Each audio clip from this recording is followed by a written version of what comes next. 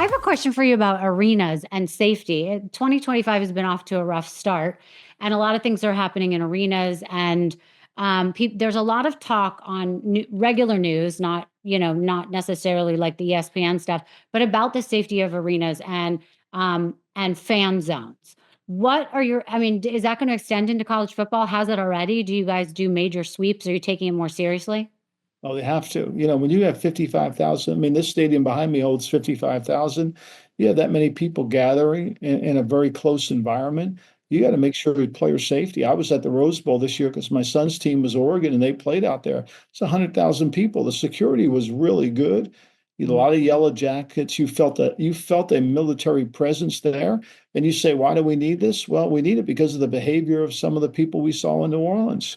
We Mm, need that. I mean, we have to show a strength to be able to deter people from harming our people. And I think, they'll continue. I mean, look, the New Orleans, that tremendous, the horrific events in New Orleans that caused a postponement of a day of that game down there. I mean, New Orleans Super Bowl will be a very, very tight Super Bowl with a high command center because that's what we need.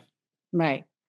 Um, who are you watching these last couple weeks? Who was piquing your interest when you? I mean, I'm not talking about like high school people. I'm talking about when you were watching all of college football. Is there anyone that you were loving Well, I watching? thought the Ohio State story was perfect. There's something about when you get when people put you and they bury you. There's something about rising from the dead, right? And I think Ryan Day has done that, right? He loses to Michigan. His team's kind of seems like it's in disarray with the fight on the field after the Michigan game. And yet, because of the new playoff system, he's one of the 12 teams that gets in. And frankly, they proved themselves. They got up off the mat, they got punched in the mouth, and they came back and rallied. I think it's a great story. I think it's a great lesson for all of us that, don't believe the hype, don't believe all the stuff. And when you can get a team together and bond like that and work under the premise that we're not going to buy our press clippings, it's a hard thing to do today. As kids read, they only want to listen to one that's good. But Mm, motivation always occurs when things are bad. right, right. What is your prediction coming from an expert in with winning teams for the Super Bowl this year? I think Philly's really good. I mean, they won that game in the snow. I think that, Washington has been a great story, but I think Philly's a more talented team. And I think it's Buffalo's time. I think Buffalo beating Baltimore. Not sure Buffalo beat Baltimore. I think Baltimore beat themselves once again. Mhm. But I think Buffalo with the great Josh Allen, I think that would be a wonderful Super Bowl, Buffalo, Philadelphia. And I think it might be Buffalo's time. I mean, look, they've got to do something now because they're in the great position. Now they got to beat Kansas City, a two-time Super Bowl winner, and it's hard to do.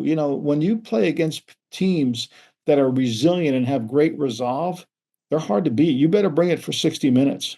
Right, right. Are there any players that you would say are very misunderstood? I think Randy Moss, and hopefully he's healthy. I think Randy Moss is probably one of the most misunderstood players I've been around because he was extremely smart. He understood what he did. Loved football. He got characterized as a malcontent. No, Randy Moss, you just couldn't bullshit him. Randy Moss was a straight shooter. If you were honest to Randy, Randy was going to respect you. And Mhm. so I think he was probably at the top of my list to be. And I think Coach Belichick's misunderstood because people just see him at a press conference and they don't realize, that he's got a job bigger than making the press happy. And Mhm. so I think that's ultimately where you get into those, players are misunderstood, coaches are, but you see a different side of them. I think Randy was one of those players that you saw a completely different side. And there's some that go the other way too, that the media loves that are not really what the media thinks they are. Right. You have done so much with your career. You're starting this new path. What do you see, as something on your bucket list going forward that you really hope to do?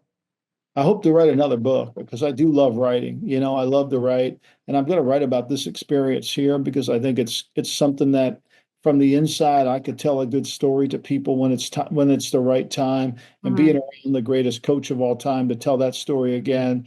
And I think to me, my story is about really, having a second career because when I left the NFL in 2007 after the Super Bowl in 17, I didn't know what was going to happen to me, but I found that I could have a second career and I've enjoyed it. And I think to me, it goes back to Douglas MacArthur. He has this thing called the Creed of Youth, which he stole from actually a drugstore owner down in Birmingham, and he read it to the West Point cadets when he was leaving. But he talks about youth being a state of mind that you don't grow old by years. You grow old by giving up on your ideas, by giving up on the things that are important in your life. When you lose your curiosity, when you lose your luster for a living, you fade away. And I didn't want to do that. Right. Amazing. Is this a position that you see yourself in for years to come, or is this something that if Belichick moves, you guys are a team entity and you're going to go together? Look, I love doing it, and I hope I can do it forever, as long as I can, because I get a lot of pleasure out of it. I think I'm more ready to do it. I mean, look, everybody, we all have ambition when we're young, but let's be honest, we're not very good when we're young. But when we're older, we have more experience, and in these jobs, experience matters. I think I'm probably right now at my age, I'm probably more ready to do this job than I ever have. That's amazing. I'm so glad to hear it. All right. Well, we are going to be watching. I'm very excited for you. Been an honor getting to know you. I'm going to be rooting for you. Thank you for Thank being here. you. Thank you for having me, Rachel. I really appreciate it. Yeah, thank you. Of course.